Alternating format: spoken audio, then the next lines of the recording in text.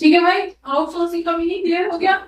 जब लेबर को बाहर से सस्ते मंगाया जाता है अपने प्रोडक्शन के लिए, अपने फंक्शनिंग ऑफ बिजनेस के लिए, तो उस प्रोसेस को हम आउटसोर्सिंग कहते हैं। क्लियर हो गया। अब हमारी जो पॉपुलेशन है वो कहाँ गई हुई है? वो यूजुअली गल्फ कंट्रीज के अंदर, यूएस के अंदर बहुत सारी कंट्रीज है जहाँ पे आप लोगों के भी बहुत सारे नोट लोग होंगे जो जिनका आपने सुना होगा कि वो जर्मनी में रहते हैं, वो यूएस में रहते हैं, वो तो वहीं शिफ्ट हो गए, वो तो वहीं सेटल हो गए। ठीक है, वो दुबई रहते हैं, ओमान रहते हैं वगैरह वगैरह।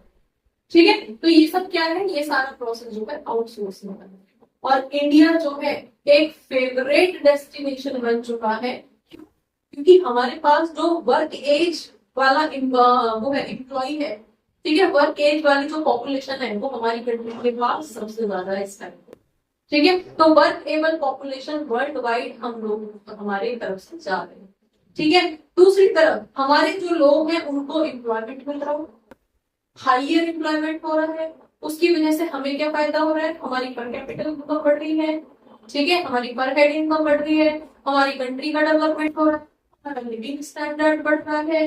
ठीक है, तो हमारी जो है टेक्नोलॉजी, नई टेक्नोलॉजी हम सीख रहे हैं, तो वो सारी चीजें एनी हाउ डेवलपमेंट किसका हो रहा है? हमारी कंट्री का। क्लियर हो गया। तो इससे फायदे क्या है ये समझ में आ गया। नुकसान क्या है? नुकसान भी हो सकता है आउटसोर्सिंग का।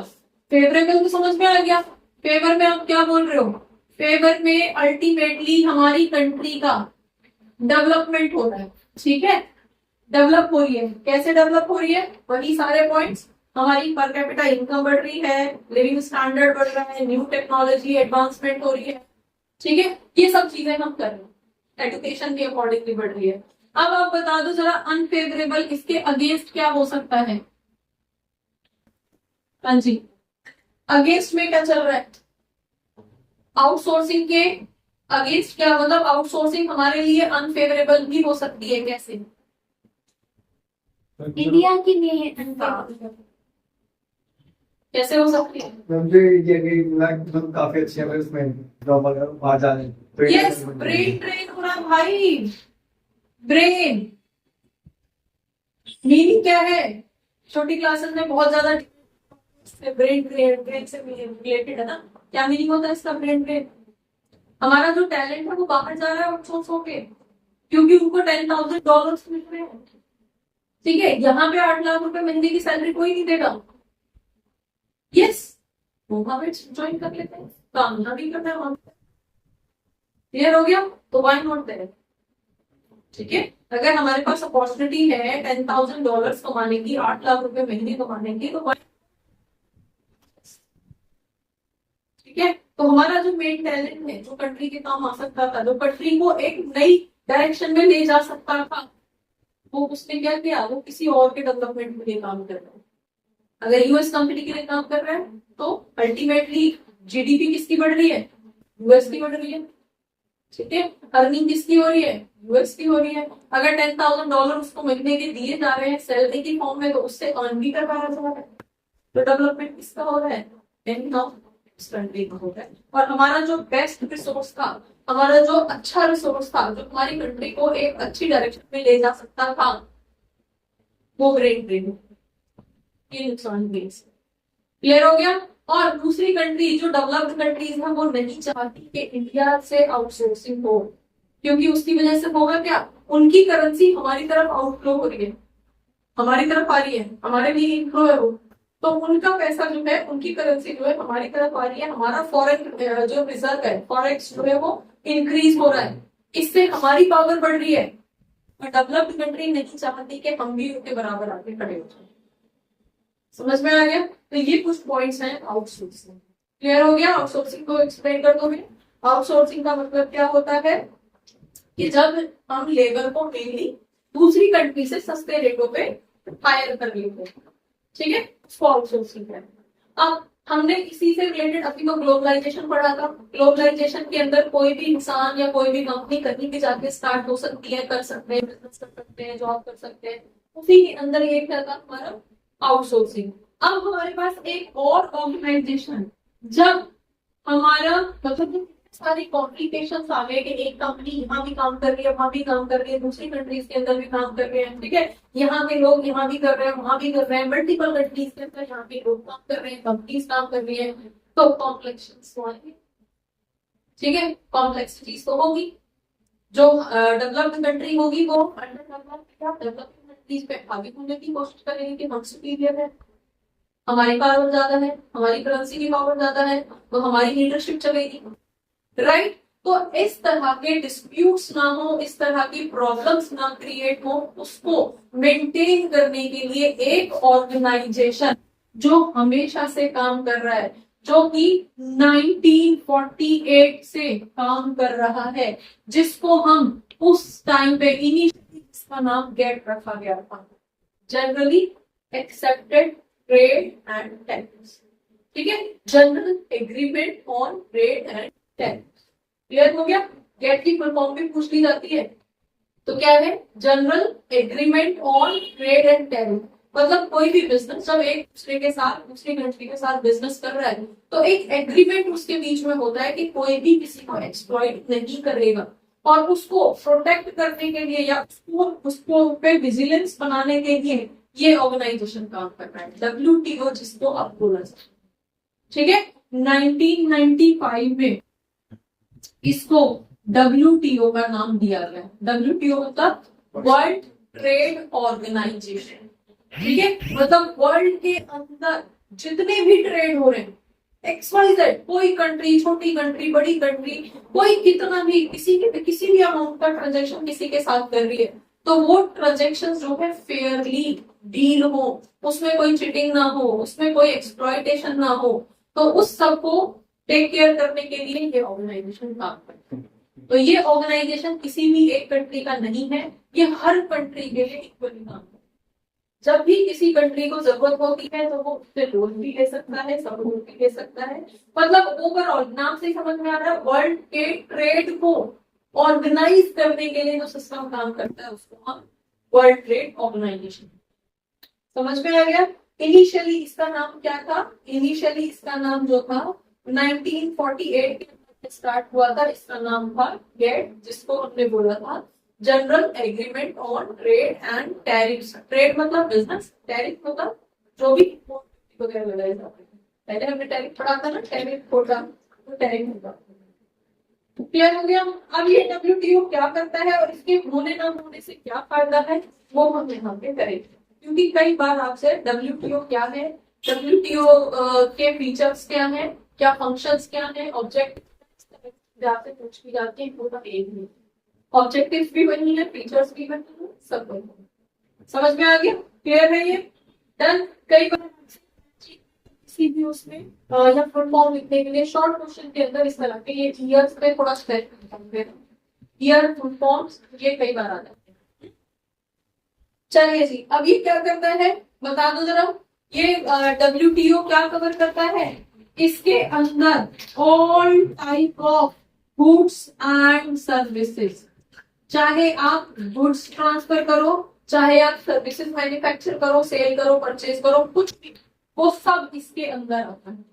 वर्ल्ड ट्रेड ऑर्गेनाइजेशन, ट्रेड चाहे गुड्स का हो चाहे सर्विसेज का हो, ये हमेशा मतलब कवरेज इसी की रहेगी, इसी के अंदर कवर होगा, ठीक है जी। नेक्स्ट आपके पास जो इंडिया है, हमारी कंट्री जो है वो इसकी मेंबर है। इनिशियली इसके सिर्फ 28 मेंबर्स रहे थे, नेक्स्ट ये इंटरनेशनल ट्रेड को फैसिलिटेट करता है, ठीक है, फैसिलिटेट इंटरनेशनल ट्रेड्स, क्लियर है।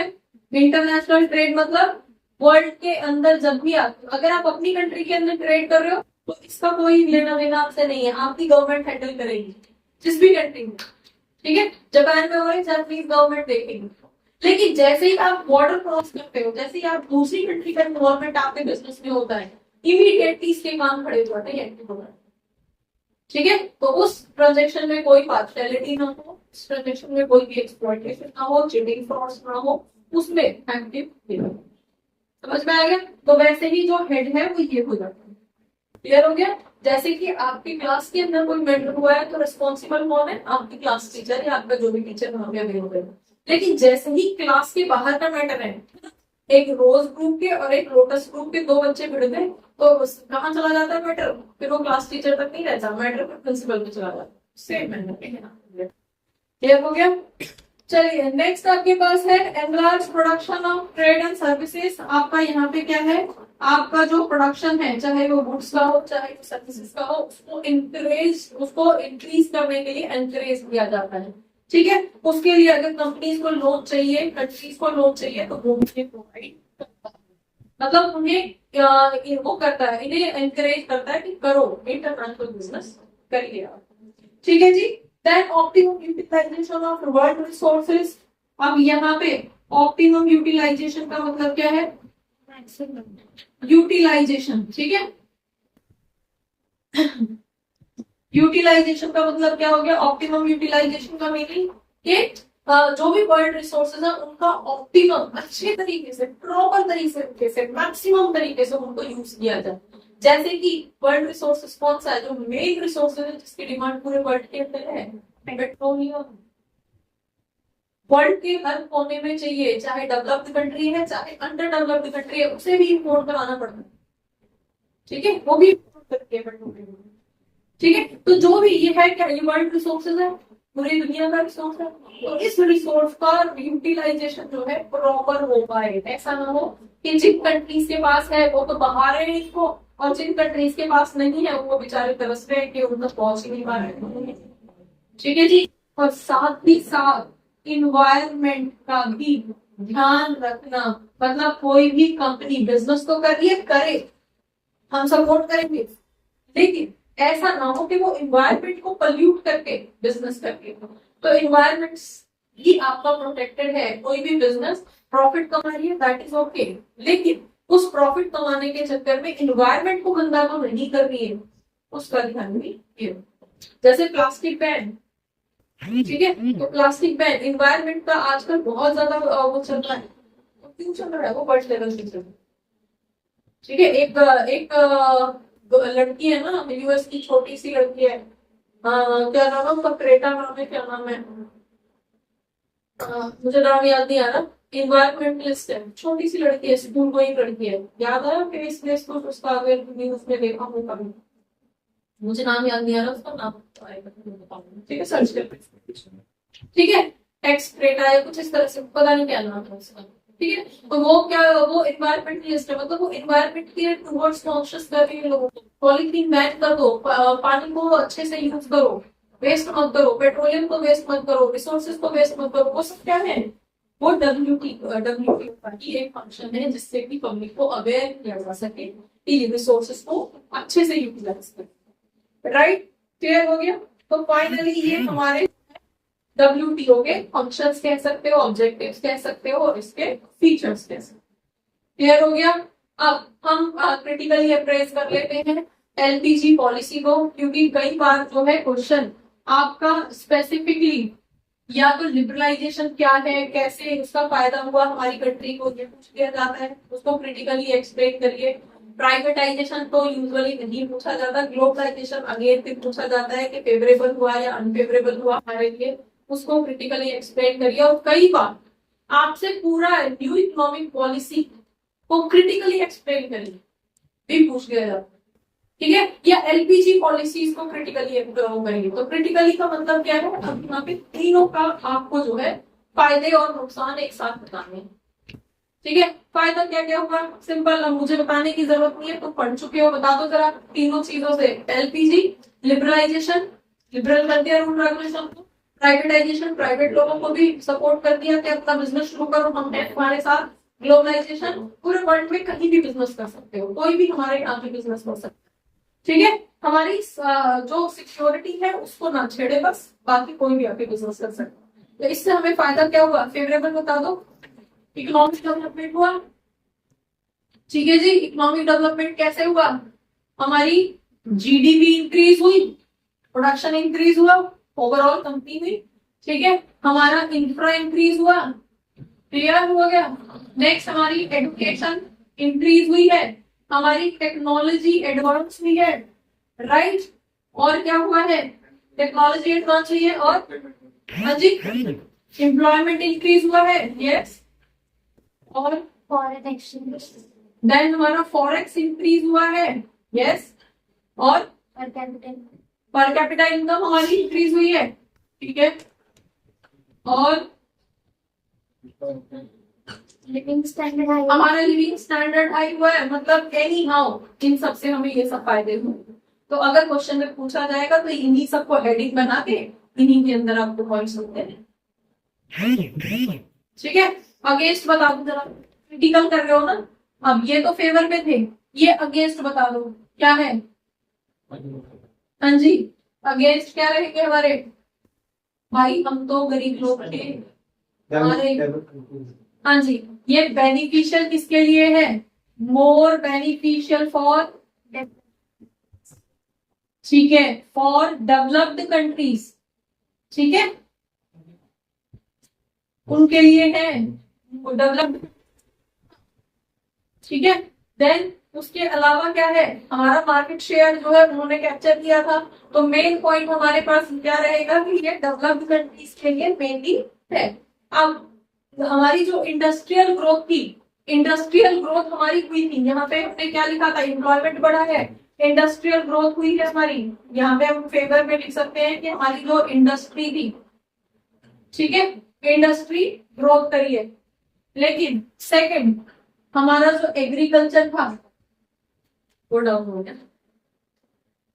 क्योंकि जो फॉरेन कंट्रीज आ रही थी वो हमारे एग्रीकल्चर को सपोर्ट करने नहीं आ रही थी, वो तो मशीन का जो है मैकेनिकल ग्रोथ करने के लिए आ रही, ठीक है। सेकेंडरी सेक्टर को उन्होंने एनहांस किया, लेकिन हमारा जो मेन प्राइमरी सेक्टर था वो कहीं ना कहीं पीछे हो, ठीक है, क्लियर हो गया। नेक्स्ट आपके पास डिसइन्वेस्टमेंट पॉलिसी हमारी जो है इनइफेक्टिव रही, टैक्स पॉलिसी हमारी इनइफेक्टिव रही। इनइफेक्टिव का मतलब क्या है, हमने बोला कि टैक्स पॉलिसी या फिर टैक्स पॉलिसी इनइफेक्टिव रही, एंड हमारा जो है डिसइन्वेस्टमेंट पॉलिसी, मीनिंग क्या है, डिसइन्वेस्टमेंट का मीनिंग क्या है, जो सरकारी कंपनियों को हमने प्राइवेटाइज कर दिया, उससे जो भी पैसा आया उस पैसे, अब उसको आप करप्शन कह सकते हो, वो नेताओं की पॉकेट में चला गया, कंट्री के डेवलपमेंट के लिए यूज नहीं हो पाया, कंपनी की भी थी, ठीक है, और कंट्री के डेवलपमेंट के लिए यूज नहीं हो पाया। फाइन, टैक्सेशन से, ठीक है, हम जो भी कंपनीज आ रही है, फॉरेन कंपनीज है, उनसे हम पे ज्यादा टैक्स लगा रहे हैं, उनसे ज्यादा टैक्स वसूल रहे हैं, लेकिन स्टिल वो प्रॉपर इफेक्टिवली कंट्री के यूज में नहीं आ पाई, क्योंकि हमारी जरूरतें ज्यादा थी, ठीक है, और अर्निंग हमें कंपैरेटिवली कम थी। समझ में आ गया। तो ये आप क्या लिखोगे, एलपीजी पॉलिसी की फेवर और अगेंस्ट में पॉइंट लिखोगे। क्लियर हो गया बच्चों? होपफुली बहुत सारे डाउट्स इस क्लास से रिलेटेड, इस टॉपिक से रिलेटेड आपके क्लियर हुए होंगे इस क्लास को देखने के बाद में। अगर रियली आपके कुछ डाउट्स क्लियर हुए हैं, आपको ये क्लास अच्छी लगी है, तो आप इसको लाइक करिए, सब्सक्राइब करिए और अपने फ्रेंड्स के साथ शेयर करिए। Thank you for watching. Keep watching, keep learning, and don't forget to share. Keep sharing. Thank you.